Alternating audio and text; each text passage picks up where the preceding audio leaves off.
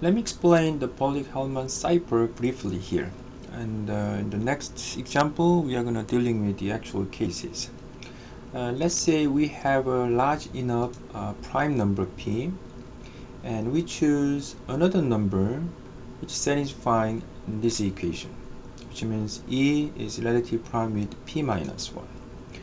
So if we choose some reasonable prime number which has no common factors with p minus 1, then it will do. So it's okay.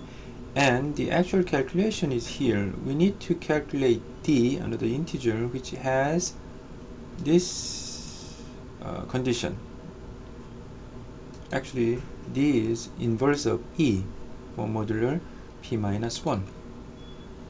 Then with that condition, this is how we change our letters to numbers to handle by that equation. We assign 2-digit numbers for all the alphabets, and because there are 100 2-digit numbers starting 00 to 99, or if you start from 01, then there are 99 2-digit numbers. So actually we can assign some other characters in typesetting, so like plus, minus, decimal, all that, question marks, everything. So it's not restricted to only these 26 alphabets, but we can use something more.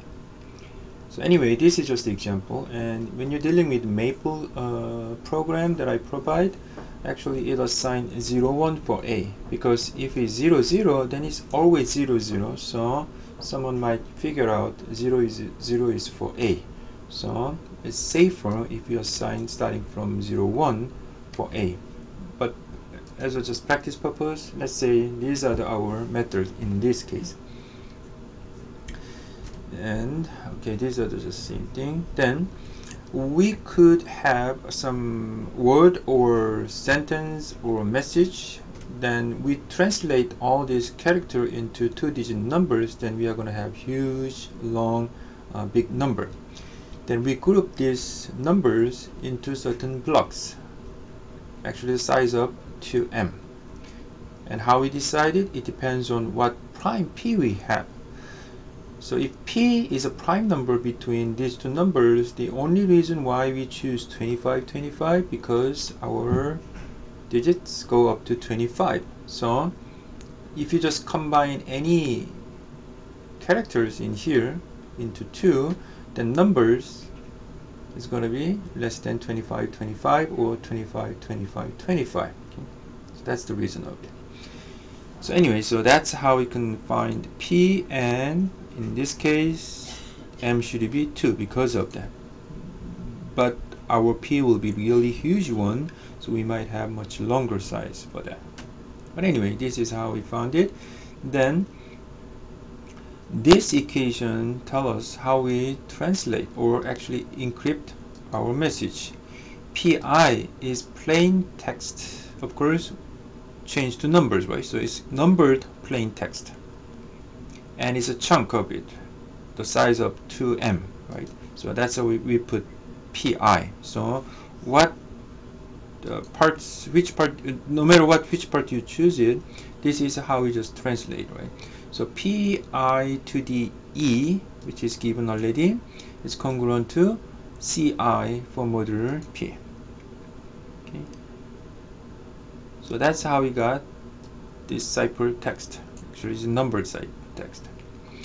Then after you receive it, change back to plain text is because of these properties. So actually it came from extended Euclidean algorithm. I believe you already have the experience with it. So whenever you receive the ciphertext and power D guarantees it becomes congruent to the original numbered plain text pi for modulo p. Okay? Then we can change back this number to letters, right? So then how can you guarantee we'll get this pi from this? Because ci is actually pi to the e, right? That's the definition. So multiply power by d makes this, and from Euclidean extent algorithm we can find these numbers for that. Then you can change separate like this, and once again pi to the p minus 1 or modulo p, this becomes 1 by Fermat's little theorem again. So it must be congruent to just the pi. So that's the whole mathematical ideas of it.